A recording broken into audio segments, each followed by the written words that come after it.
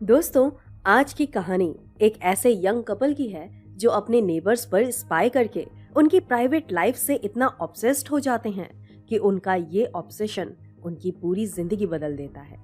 Movie की शुरुआत में हमें एक कपल थॉमस और पीपा को दिखाया जाता है जो एक नए अपार्टमेंट में रेंट पर शिफ्ट हो रहे थे। पीपा एक आई क्लिनिक में एज अ ट्रेनी का जॉब करती थी और थॉमस एक म्यूजिक कंपनी के लिए, जिस वजह से मोस्टली वो घर से ही काम करता था। थॉमस और पीपा का ये first time live in relation experience था, जिस कारण उन्होंने डिसाइड किया था कि वो लोग अगले 4 सालों तक कोई फैमिली प्लानिंग नहीं करेंगे। अब एक रात थॉमस और पीपा देखते हैं कि उनके घर के सामने वाले अपार्टमेंट में एक प्रोफेशनल फोटोग्राफर सेबेस्टियन रहता था, जो फोटोशूट के बाद एक मॉडल के साथ इंटीमेट हो रहा था। थॉमस और पीपा को ये काफी ऑड लग रहा था, क्योंकि आज के टाइम में हर इंसान को पता था कि करंट टेक्नोलॉजीज और सोशल मीडिया की वजह से उनकी पर्सनल और प्राइवेट लाइफ कभी भी सोशल हो सकती थी। थॉमस तो इस नज़ारे को एंजॉय कर रहा था, बट पीपा को दूसरों के प्राइवेट लाइफ में इंटरफेयर होने के लिए एम्बैरेसमेंट फील हो रहा था। इसलिए वो थॉमस को भी अपने नेबर पर स्पाई करने से मना करती है। अगले दिन पीपा अपने कलीग को इस इंसिडेंट के बारे में बताती है, जिस पर उसकी कलीग कहती है कि अगर इंसान को अपने प्राइवेट लाइफ सोशलाइज करने में कोई प्रॉब्लम नहीं है तो तुम क्यों एम्बैरस फील कर रही हो। और अगर वो पीपा की जगह होती तो वो तो बिंदास उस इंसिडेंट को एंजॉय करती। खैर, अब पीपा की बॉस पीपा को एक चिड़ियाघर as a housewarming gift देती है, जो पीपा को काफी पसंद आता है। पीपा उस चिड़ियाघर को अपने विंडो के बाहर लगा देती है और रोज उसमें खाना या पानी फीड करती रहती है। अब उसी रात दोनों को रियलाइज होता है कि सेबेस्टियन मैरिड है और उसकी वाइफ जूलिया भी उसी के साथ रहती है, यानी सेबेस्टियन अपनी वाइफ को चीट कर रहा था। उसी रात पीपा देखती है कि सेबेस्टियन की वाइफ एक सूटकेस लेकर कुछ दिनों के लिए कहीं जा रही थी। खैर, अगले दिन पीपा एक बाइनोकुलर्स परचेज करती है ताकि वो अपने नेबर पर बहुत क्लोजली स्पाई कर सके। यानी अब पीपा को भी अपने नेबर्स के प्राइवेट लाइफ में इंटरेस्ट आने लगा था, जिसके बाद दोनों देखते हैं कि सेबेस्टियन अब एक और मॉडल के साथ इंटीमेट हो रहा था, जिसे देखकर पीपा जेलस और सेबेस्टियन की तरफ अट्रैक्ट हो रही थी, क्योंकि सेबेस्टियन की सेक्सुअल लाइफ देखकर उसे रियलाइज हो रहा था कि उसका बॉयफ्रेंड थॉमस उसे सेक्सुअली सेटिस्फाई नहीं कर रहा था। अगले दिन थॉमस और पीपा इस मैटर को अपने 2 फ्रेंड्स के साथ शेयर करते हैं, जहां पीपा बातों बातों में कहती है कि काश वो लोग सेबेस्टियन और उसकी वाइफ की बातें सुन पाते। तभी उनमें से एक लड़की पीपा को बताती है कि थॉमस ऑलरेडी एक टेक्नोलॉजी जानता है जिससे वो दूर से दूसरों की बातें सुन सकते हैं। पीपा थॉमस को इस बात के लिए कन्विंस करती है, पर इसके लिए उन्हें सबसे पहले सेबेस्टियन के अपार्टमेंट में जाकर डिवाइस को प्लांट करना था। और अगले ही दिन उन्हें पता चलता है कि सेबेस्टियन ने अपने घर पर हैलोवीन पार्टी रखी थी, जहां कई लोग हैलोवीन कॉस्ट्यूम्स में आए थे, जिसका फायदा उठाकर थॉमस और पीपा हैलोवीन कॉस्ट्यूम में सेबेस्टियन के घर में एंटर करते हैं और पार्टी में इन्वॉल्व होने लगते हैं। पार्टी के दौरान सेबेस्टियन उन दोनों को एक फोटोशूट के लिए कन्विंस करता है और उन्हें पार्टी एंजॉय करने के लिए कहता है। इसी बीच पीपा मौका देखकर वो डिवाइस उस अपार्टमेंट में फिक्स कर देती है और दोनों बिना किसी परेशानी के वापस अपने घर चले आते हैं। अब वो दोनों बहुत ही क्लियरली उस अपार्टमेंट की बातें सुन पा रहे थे। पार्टी खत्म होने के बाद जूलिया सेबेस्टियन से फाइट करने लगती है, क्योंकि उसे किसी से पता चला था कि सेबेस्टियन का किसी और के साथ अफेयर चल रहा था। बट यहाँ सेबेस्टियन बहुत ही स्मार्टली इसे र्यूमर साबित करता है और जूलिया के शक की वजह से गुस्सा होकर उसे पुश कर देता है, जिस कारण जूलिया के स्पेक्स टूट जाते हैं और सेबेस्टियन को तुरंत अपने किए पर रिग्रेट होने लगता है। अगले दिन पीपा नोटिस करती है कि जूलिया नए स्पेक्स बनवाने के लिए उसी के क्लिनिक में आई हुई थी। पीपा उसे नए ग्लासेस सजेस्ट करती है और दोनों के बीच काफी जर्नल बातें होने लगती हैं, जिस वजह से दोनों फिर अपने कॉन्टैक्ट नंबर शेयर करते हैं और वीकेंड में मिलने का प्लान बनाते हैं। दूसरी ओर सेबेस्टियन एक और मॉडल के साथ इंटीमेट होता है, जिसे थॉमस अपने अपार्टमेंट से नोटिस कर लेता है। घर लौटने पर पीपा थॉमस को जूलिया के बारे में बताती है और कहती है कि जूलिया ने उसे वीकेंड पर मिलने का ऑफर किया है।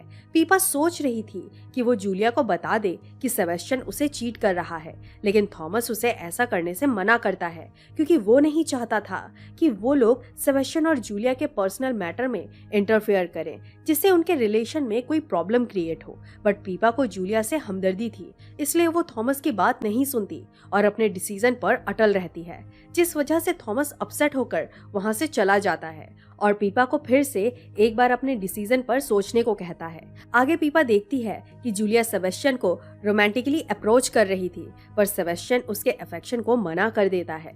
जूलिया को अपसेट देख पीपा को उससे सिंपैथी हो रही थी, क्योंकि उसे लग रहा था कि सेबेस्टियन जूलिया के साथ काफी गलत कर रहा था। अगले सीन में हम देखते हैं कि वीकेंड में जूलिया और पीपा एक स्पा सेशन के लिए गए थे, जहां जूलिया की बातों से पता चलता है कि सेबेस्टियन एक बहुत ही सक्सेसफुल फोटोग्राफर है, जिसके कंपैरिजन में जूलिया खुद को बहुत ही लकी मानती है, क्योंकि उसके पास कोई करियर या फाइनेंशियल स्टेबिलिटी ना होने के बाद भी सेबेस्टियन ने उसे अपनाया था। जूलिया की बातों से साफ पता चल रहा था कि वो सेबेस्टियन से बहुत प्यार करती थी और उसे अपने हस्बैंड पर बहुत विश्वास था, और उसे बुरा लग रहा था कि सेबेस्टियन के इतने सपोर्टिव होने के बाद भी उसने अपने हस्बैंड पर शक किया। खैर, अब एक दिन पीपा फिर से सेबेस्टियन को किसी मॉडल के साथ फिजिकल होते देख लेती है। फिर उसी रात वो थॉमस के सो जाने के बाद नोटिस करती है कि सेबेस्टियन अपने बेडरूम में सो रहा था और जूलिया हॉल में बैठकर बुक पढ़ रही थी। तभी वो जूलिया को सेबेस्टियन की सच्चाई रिवील करने का डिसाइड करती है और जूलिया के ओपन शेयरिंग प्रिंटर को अपने पीसी से कनेक्ट करती है, जिसके बाद वो उस प्रिंटर पर एक डॉक्यूमेंट प्रिंट कर देती है जिसमें मेंशन किया था कि सेबेस्टियन उसके साथ चीट कर रहा है और इसका प्रूफ वही उसके डस्टबिन में है। जूलिया को आइडिया नहीं था कि वो मैसेज उसे किसने सेंड किया था, पर फिर भी वो जाकर डस्टबिन चेक करती है, जिसमें उसे सेबेस्टियन ने कुछ देर पहले यूज किया प्रोटेक्शन मिलता है। जूलिया रोने लगती है क्योंकि वो समझ गई थी कि सेबेस्टियन सच में उसे चीट कर रहा था। दूसरी ओर थॉमस जाग गया था और वो सेबेस्टियन के अपार्टमेंट में जूलिया को रोते हुए देख लेता है और समझ जाता है कि पीपा ने उसे सेबेस्टियन के अफेयर्स के बारे में बता दिया होगा। फिर दोनों देखते हैं कि जूलिया एक नाइफ लेकर सेबेस्टियन के पास जाती है और उसका मर्डर करने का डिसाइड करती है, पर तभी वो खुद को रोक लेती है और बाहर आकर रोने लगती है। थॉमस जूलिया के इस कंडीशन के लिए पीपा को ब्लेम कर रहा था, इसलिए वो गुस्सा होकर उसका बाइनोकुलर तोड़ देता है और वहां से चला जाता है। अगली सुबह थॉमस पीपा से अपने बिहेवियर के लिए माफी मांगता है और पीपा भी अपनी गलती के लिए थॉमस से माफी मांगती है, बट तभी दोनों देखकर शॉक हो जाते हैं कि जूलिया ने चीटेड और एम्बैरस फील होकर सुसाइड कर लिया था और सेबेस्टियन उसकी डेड बॉडी के पास बैठकर रो रहा था। ये देखकर थॉमस डिस्टर्ब्ड हो जाता है और जूलिया की डेथ के लिए पीपा को ब्लेम करने लगता है, और इनफैक्ट पीपा भी जूलिया की डेथ के लिए खुद को ब्लेम कर रही थी और थॉमस को समझा रही थी कि वो बस जूलिया को सेबेस्टियन की सच्चाई बताना चाहती थी और उसे जरा भी अंदाजा नहीं था कि उसके सच रिवील करने से किसी की डेथ हो जाएगी। बट थॉमस उसकी एक नहीं सुनता और उससे ब्रेकअप करके वहां से हमेशा के लिए चला जाता है। अब कुछ दिन निकल जाते हैं और एक दिन पीपा देखती है कि सेबेस्टियन जूलिया के डेथ से काफी डिस्टर्ब रहने लगा था, इसलिए पीपा एक दिन सेबेस्टियन का पीछा करती है और एक बार में चली जाती है। वहां वो दूर से सेबेस्टियन को ऑब्जर्व करने लगती है, बट तभी सेबेस्टियन उसे देख लेता है और उसे बात करने के लिए चला आता है, ये सोचकर कि उसने पीपा को पहले भी कहीं देखा था। दरअसल हैलोवीन की रात पीपा का फोटोशूट करते वक्त सेबेस्टियन ने उसकी आंखें बड़ी गौर से ऑब्जर्व की थी, जिस वजह से उसे लग रहा था कि वो पीपा से पहले भी कहीं मिल चुका है। खैर, सेबेस्टियन की बातों से साफ पता चल रहा था कि वो जूलिया की डेथ से काफी दुखी था, पर उसे अपने एक्स्ट्रा मैरिटल रिलेशनशिप पर जरा भी रिग्रेट नहीं था, इसलिए वो पीपा को अपने घर पर फोटोशूट के लिए इनवाइट करता है, जिसे पीपा भी एक्सेप्ट कर लेती है, ये जानते हुए भी कि सेबेस्टियन फोटोशूट के बाद अपने मॉडल्स के साथ इंटीमेट हुआ करता था, क्योंकि पीपा भी दरअसल अपने ब्रेकअप के कारण इमोशनल पेन में थी और जल्द से जल्द रिकवर होना चाहती थी। अब एज एक्सपेक्टेड फोटोशूट के बाद सेबेस्टियन उसे सिड्यूस करता है और पीपा भी इन्फ्लुएंस होकर दोनों फिजिकल एक्ट में एंगेज होने लगते हैं। वहां दूसरी ओर थॉमस पीपा की गलती को भुलाकर उसे पैचअप करना चाहता था, इसलिए वो पीपा के लिए फ्लावर्स लेकर अपने घर चला आता है और पीपा का वेट करने लगता है। थॉमस कुछ दिनों से एक तरह का हेल्दी ड्रिंक कंज्यूम कर रहा था जो आज उसे कुछ अजीब और कड़वा लग रहा था, जिस वजह से वो उस ड्रिंक को पीपा के चिड़ियाघर में डाल देता है। लेकिन तभी उसकी नजर सेबेस्टियन के अपार्टमेंट में जाती है, जहां वो पीपा को सेबेस्टियन के साथ इंटीमेट होते देख इमोशनली डिस्टर्ब्ड होकर रोने लगता है।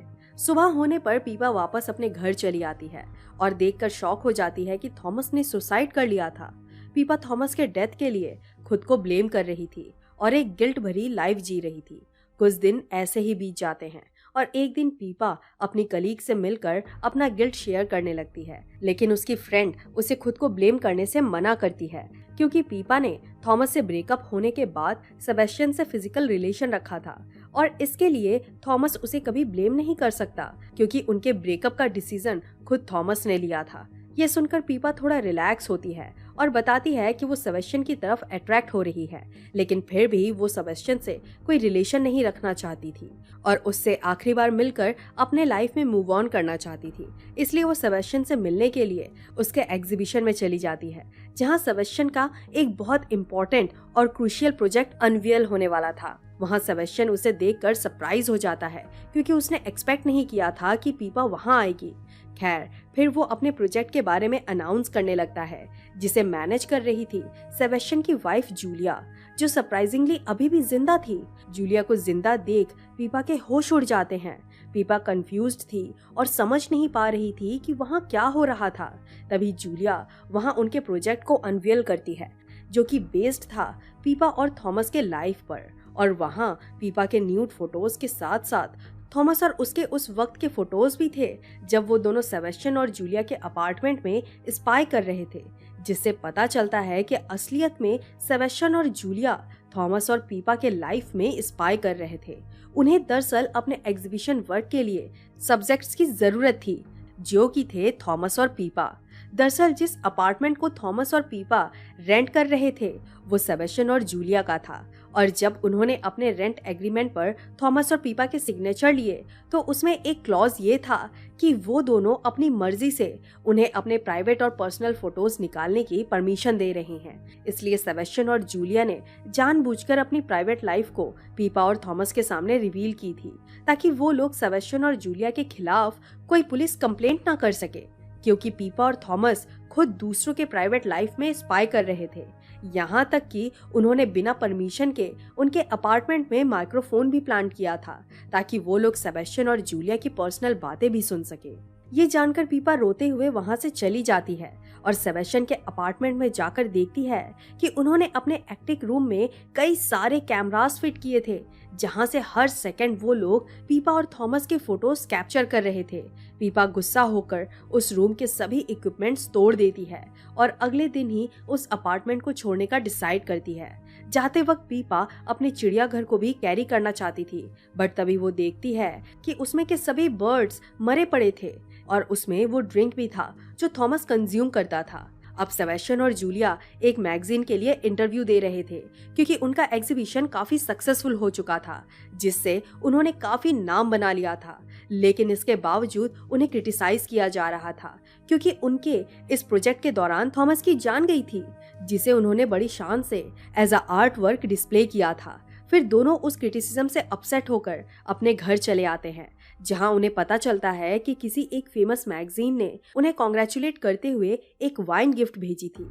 जूलिया और सेबेस्टियन उस वाइन को कंज्यूम करके अपने सक्सेस को सेलिब्रेट करने लगते हैं, बट तभी उन्हें अपने प्रिंटर पर एक डॉक्यूमेंट प्रिंट होते सुनाई देता है, जिसमें मेंशन किया था कि थॉमस ने सुसाइड नहीं बल्कि जूलिया ने उसका मर्डर किया था। जूलिया और सेबेस्टियन समझ जाते हैं कि ये पीपा ने भेजा था, जो सामने वाली बिल्डिंग से उन पर वॉच रख रही थी। उन्हें डर था कि कहीं पीपा ये बात पुलिस को जाकर ना बता दे, इसलिए वो दोनों उसका पीछा करने लगते हैं और उसे फॉलो करते हुए पीपा के क्लिनिक में चले आते हैं।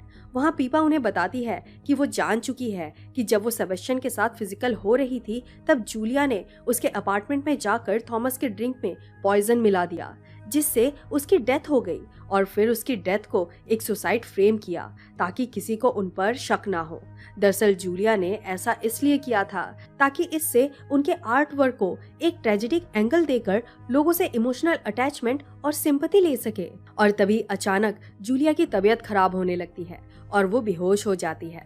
अब पीपा रिवील करती है कि वो वाइन जो उन्हें गिफ्ट आई थी वो दरअसल उसने भेजी थी, जिसमें उसने बेहोशी की दवा मिलाई थी। कुछ ही सेकंड बाद सेबेस्टियन भी अनईजी फील करने लगता है और बेहोश हो जाता है।